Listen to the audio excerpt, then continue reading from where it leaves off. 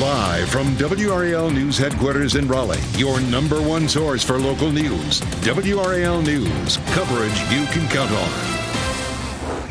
Our dew point is down a little bit compared to yesterday. I'll show you why it may feel a little bit more comfortable, but we still have lots of big heat in our forecast. Medical marijuana is one step closer to being legal in North Carolina. How lawmakers are moving the bill forward by making it more strict on users. Apple is pumping the brakes on its plans for a campus in the Triangle. Why it's pushing its billion-dollar plans back by years. Heartbreak for some and big celebrations for others at the Olympic track trials. How our local athletes are faring as they try to secure their spot on the team for Paris. Sprinting there to the finish line. Meanwhile, we're at the starting line here. Good morning, everyone. It is 6 o'clock on your Tuesday morning. I'm Renee Chu. I'm Jeff Hogan. Look at that sunrise down there coming up. Joining us right here on set, Elizabeth Gardner, meantime, in the WRAL Severe Weather Center right there. A different look over Roxborough. Good morning. Yeah, very pretty here, too. That sun's just about to pop up over the horizon. That is going to be one big hot sun for today. Yesterday, at least up through around lunchtime, we had some cloud cover making it feel, a little more comfortable to be outside. We won't see that today, but what we will see is our dew point that's a little bit lower. This time yesterday, our dew point was 75, and now it's 67. It's not a big difference, but one that you might notice if you're going to be out for a little while, say walking the dog or just headed out for a stroll this morning. It is 73 in the Triangle, so it is definitely warm. It's definitely sticky, but just a subtle change from yesterday, a little more comfortable. 72 Fayetteville, 69 Goldsboro, 65 in South Hill. If you're headed out for a run this morning, it might make your run feel just a little bit better. Our temperature, though, at lunchtime, nearly 90, and will climb to 95. Yesterday, we had some thunderstorms. We're going to take a pause from that for a couple of days. I'll show you when we're back to a wetter pattern coming up. Ken? All right, it's 6:01, Elizabeth, happening now in the WRAL Traffic Center. We got reports of Raleigh police working this serious crash on New Hope Road in the northbound lanes near Lewisburg Road. It's right near the Lewisburg Road, Capitol Boulevard split. We're not seeing any major problems in the area, so not a problem for your morning commute this morning. Elsewhere around the Triangle, all the major routes are delay-free this morning. Let's give you a look outside and show you exactly what's going on. This is I-40 at Rock Quarry Road. All lanes flowing smoothly at this hour. This morning, medical marijuana is moving closer to becoming legal in North Carolina. The state Senate passed a bill last night, and now it is on the way to the House. WRAL's Laura Levine is outside the legislative building this morning. And Laura, this new version of the bill comes with some restrictions on the future use of marijuana. Yes, Jeff, we know that this has been a debate for years now here in North Carolina, and now a stricter version of a medical marijuana bill did pass the Senate late last night. So this is a last-minute effort to push a legalization bill over the finish line as we're wrapping up this legislative session. Now, the bill would ban North Carolina from allowing fully legal marijuana, even if the federal government legalizes it. That's meant to win over skeptics, specifically on the religious right. They're concerned that medical marijuana would be a first step toward recreational legalization for all adults. The bill now goes to the state house, where it remains to be seen if this change will win over enough support. Laura Levine, WRAL News, live in Raleigh. Good morning. I'm Chris Levingood in the WRAL Live Center with a breaking update from the U.S. Surgeon General, Dr. Vivek Murthy, saying that he is declaring gun violence a public health emergency. He had some quotes there saying America should be a place where all of us can go to school, go to work without having to work. That's going to put our life at risk. He also said that people want to be able to walk through their neighborhoods and be safe. I want to pull up on your screen here just a couple of points of what he's calling for in response to this. He's calling for a ban on automatic rifles, introducing universal background checks for purchasing guns, regulating the gun industry, passing laws to restrict gun use in public, and penalizing unsafe storage of weapons. We'll be looking to see if he'll be making any sort of live appearance possibly on today for NBC News. But this is a significant update here considering the increasing number of injuries and deaths involving firearms across the country. Thanks, Chris. Apple is delaying its plans for a massive campus in Research Triangle Park. The billion-dollar project is expected to be one of the largest in our state's history. Now it's on pause for up to 4 years. Back in 2021, Apple announced plans to build a 1 million square foot research and development campus in RTP. It planned to bring 3,000 jobs with salaries averaging $187,000. State commerce officials approved an economic incentives package that included grants of more than $400 million. Now, the company is delaying the start of the project after a review of its real estate. Wake County Board of Commissioners Chair Shanika Thomas says despite this pause, she believes Apple remains committed to making Wake County home. Is going to be huge for the region, and we still look forward to that. I don't think anything has changed except construction timeline. Governor Roy Cooper says he's spoken with Apple executives. He says they pledge their commitment to still build in RTP, adding that it will be among Apple's most significant campuses.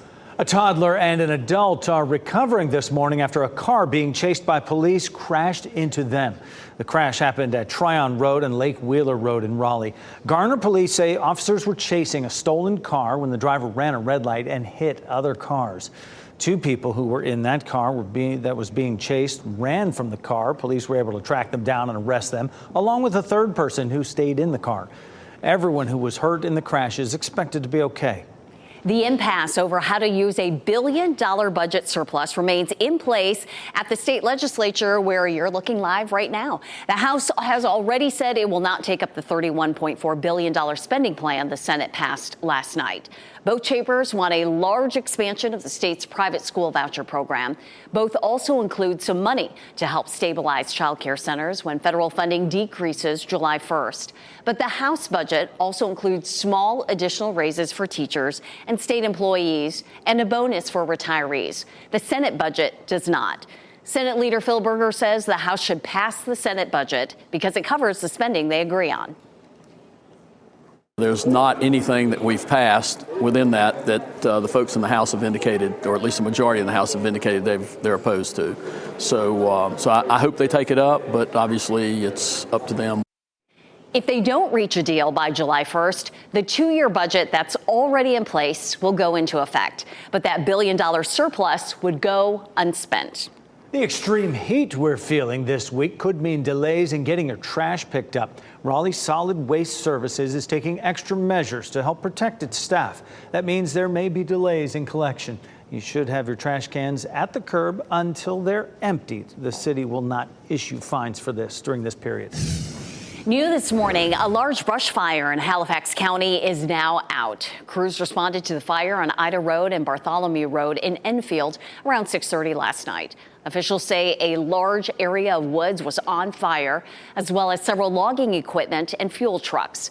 Fire departments from Halifax and Nash counties worked for nearly 4 hours to put out the fire. No word on what caused it. Education advocates are spending the day speaking out for North Carolina public schools. North Carolina Justice Center and Every Child NC are behind the Education Advocacy Day. The groups will meet with lawmakers about public education issues. They'll focus on issues like funding the Leandro Plan and opposing private school vouchers from public funding. They plan to be at the General Assembly at 10 this morning. The cargo ship that crashed into a major bridge in Baltimore in March is finally out of the port. It will arrive today in Norfolk, where it will get repairs. The Dolly sailed out of Baltimore yesterday. It spent 2 months under the wreckage of the bridge it destroyed, and then another month docked nearby. Crowds of people watched as the ship sailed beneath the Chesapeake Bay Bridge on its way out. About 1,500 cargo containers that remain on the ship will be offloaded in Norfolk. Today, Wake County Schools leaders will consider some changes to your child's school meals. Board members say they're interested in applying for more school-free meals for them, and they are also considering adjusting what's in the alternative meal kids get when they don't have enough money in their accounts. School leaders are always also looking at ways to lower the amount of food waste. The board's policy committee will talk about the options during a meeting that starts at 3 today. Some local athletes are moving on to the Team USA track and field finals. Raleigh native and Wakefield High graduate Veronica Fraley finished third in the discus throw and will move on to the finals. Dylan Beard, who trains at NC State, also qualified for the next round in the 110-meter hurdles. And in the men's 400-meter final, Durham's Caleb McRae got 7th place. Unfortunately, he did not make the top 3, but he will likely make the team to compete on a relay. Tennessee Volunteers are the winners of the College Baseball World Series. They held off a comeback effort from Texas A&M last night for a 6-5 win in the decisive Game 3. It is the first time Tennessee's baseball team has ever won a national championship. A woman vanished after traveling to the Bahamas. Her family's call for her safe return after she went to the islands for a yoga retreat. And we'll have even more on those athletes that are moving on to the Team USA track and field finals. We'll have the nail-biting moments from yesterday. It's a warm start again, 60s and 70s. Our humidity is a little lower this morning, but we'll still see a high heat index this afternoon and even higher tomorrow. I'll show you how much above 100 we'll go. As you get into your car, tune to WRAL News Plus on your radio. In Raleigh on 99.3 FM. In Durham, 96.5 FM. And everywhere on 101.5 HD3.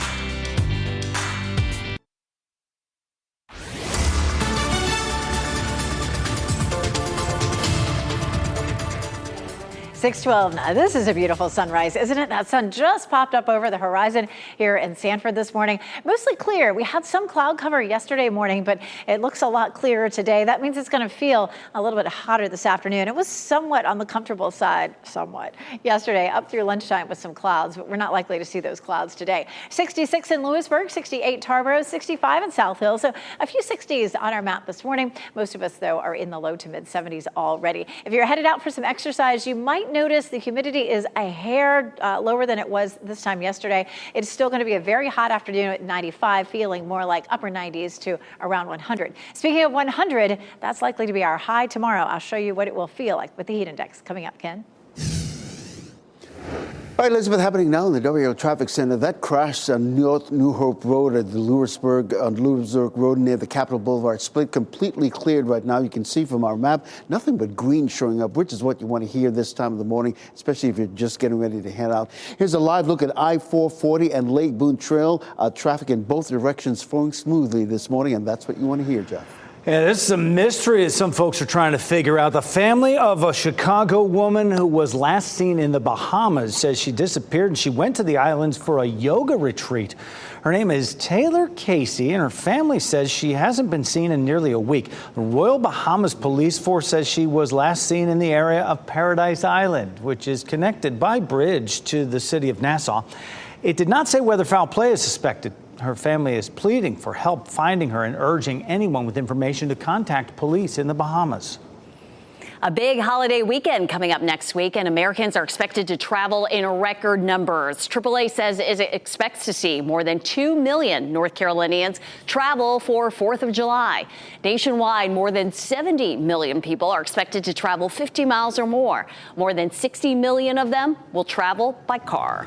Several dramatic finishes and one dramatic fall highlight Monday night's action at the U.S. Olympic track and field trials. WRAL's Michelle McConaughey is here with the nail-biting moments and reaction. Oh, Jeff, this first moment was heartbreaking. The reigning Olympic champ, Athing Mu, fell on the opening lap of the 800-meter final, and the distance, it just proved to be too much. Nia Akins came away with the victory, but you can see Athing fall right there. And in the final moments of the men's 400, Quincy Hall running a personal best. He earned his first Olympic trip. And then check this out. This was so close. An epic battle in the women's 5,000 as Elle St. Pierre prevailed by 0.02 of a second over Elise Craney for that win. They will both cross the pond. Elsewhere on the track, a huge win for Anna Hall. She just had knee surgery back in January. The journey to get here has been so much harder than I ever imagined, and I'm just so thankful that we finally made it. Yeah, she should feel so proud. Monday provided some extreme highs and devastating lows, but that's how it goes, right? The track and field trials will return for more action on Thursday. That is also when the gymnastics trials get underway. That's starting with the men. Exciting moments there. Michelle, thanks. A 14-year-old is recovering after a shark bit him on North Topsail Beach. Bystanders helped the teen by putting pressure on the wound and wrapping it with towels until first responders got there. The police chief says the boy wasn't very far out into the water when he was bitten. It was an individual that was in the water, not very deep, and he had been bit apparently by a shark. Nobody really saw the shark come or go. Got a pretty good gash in the thigh or the lower part. What an ordeal. Experts say it's best to swim in groups and close to the shore. Sharks are most active around dawn and dusk. Renee, I want to bring our viewers into the WRAL Live Center for a breaking update we've just received from investigators in Wayne County. We have learned about a pedestrian being hit in a crash. This is specifically in Mount Olive. This happened on Slap Out Road near Manley Grove Church Road. And if you look here, this is where the intersection is. It looks like it's where a lot of different farmland is in that particular area. State Highway Patrol, Wayne County Sheriff's deputies, and other investigators are on the scene. And the WRAL Breaking News Tracker is on the way.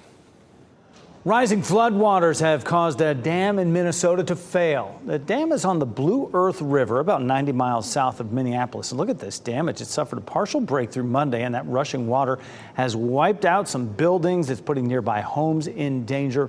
Roads in the area are closed. Just getting washed out right there. We have sun up right here. Elizabeth Gardner in the WRAL Severe Weather Center. We could use any kind of water, some sort of rain. Not going to get too much. We're not going to get any really the next couple of days. We do change our pattern a little bit starting Thursday, and I'll show you when we'll have a stalled front and how that could help us a little bit. It is awfully hot looking already in Goldsboro, isn't it? Oh, here comes that big giant sun. Apex partly cloudy in Chapel Hill, courtesy of Top of the Hill Restaurant, and of course our newsroom there in Fayetteville, a little dappled sunshine there. We did have a front move through yesterday. There were some scattered storms. We had a few severe thunderstorm warnings, and we even had right there in Wayne County in that southeastern corner a teeny tiny little spot of real estate. Ended up seeing about 1.5 inches to 2 inches of rain yesterday, but that was about all we saw in our viewing area. That front has moved away, and this high pressure system is building in. High pressure systems typically bring dry conditions.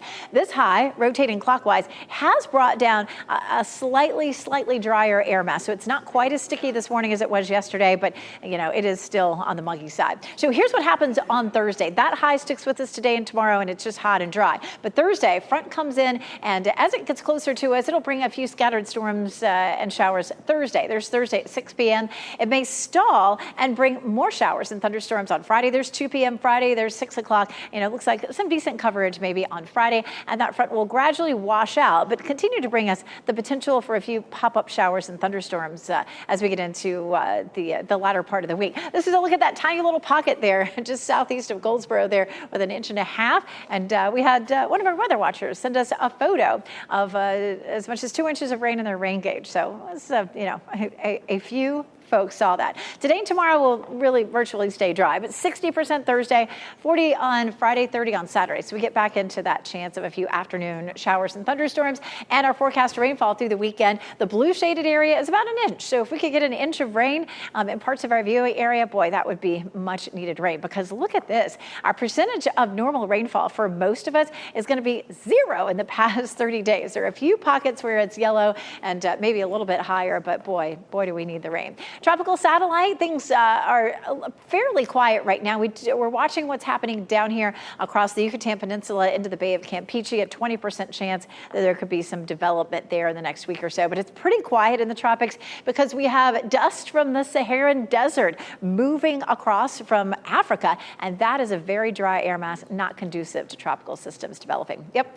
100 degrees. If we hit that 100 tomorrow, it'll be the second day this week. Coming up in just a little while, we'll talk about how many 100-degree days we typically see in a summer, Ken. Oh, Elizabeth, say it isn't so. It's 6:20. Look at this. Nothing but green showing up on our map at this hour. Listen, if you got some wood, just knock on it somewhere, because this is unbelievable. All the major routes in Wake County, we're talking about the Beltline, I-40, the alternate route that we send people on, 540, nothing but delay free this morning, and that's great news.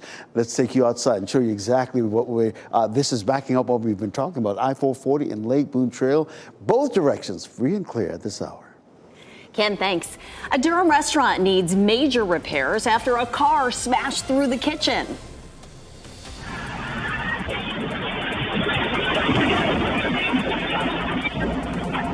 What could hold the restaurant up from reopening even after that damage is fixed? And Freaky Friday is making a return to the big screen. We'll have a look at the sequel that's now in the works, coming up in What's Trending.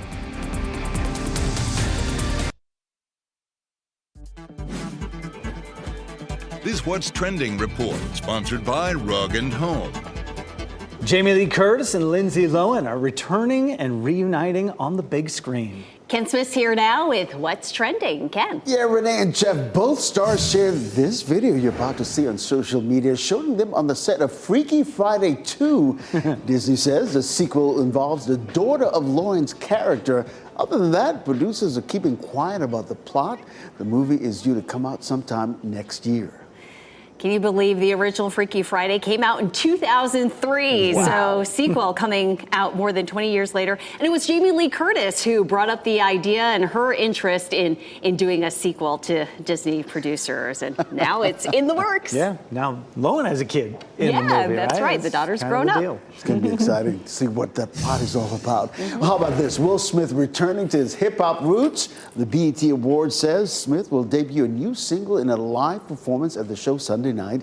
He already has one new song out, Light 'Em Up, from the Bad Boys Ride or Die soundtrack. Of course, that movie doing very well at the box office. Oh, yeah, it's killing it at the box office for sure. And he's kind of leaning into his hip-hop roots a little more lately. I think it was April he jumped up on stage at Coachella and sang one of his old songs as well. So BET Awards are just, they're happy to have him grace their stage. I'll always think of him as the Fresh Prince. Exactly. Ken, thanks. Film crew will be shooting a TV series on UNC Chapel Hill's campus. It'll affect traffic and parking between July 8th and 10th. UNC says filming will largely take place outside McCorkle Place and surrounding buildings. If you're going to be around the area during those days and times, you can expect delays. The road and parking closures will be in effect. We are unsure which TV show will be shot there, though. Red Hat Amphitheater is expecting a record-breaking year, a big boost to the local economy. The city of Raleigh says it has 51 concerts on the books for this year. That's the most it has hosted in a year and nearly 3 times the number since it opened in 2010. This also means an increase in revenue for nearby businesses. The city says Red Hat contributed more than $17.5 million to the local economy last year. A bill to legalize medical marijuana is getting closer to becoming law, but the new changes to that bill, there's a catch. What it means for the future of recreational marijuana in our state. And it's a warm start. Our temperatures in the 60s and 70s. I'll show you what it will feel like this afternoon with the heat index and why it's likely to feel so much hotter tomorrow.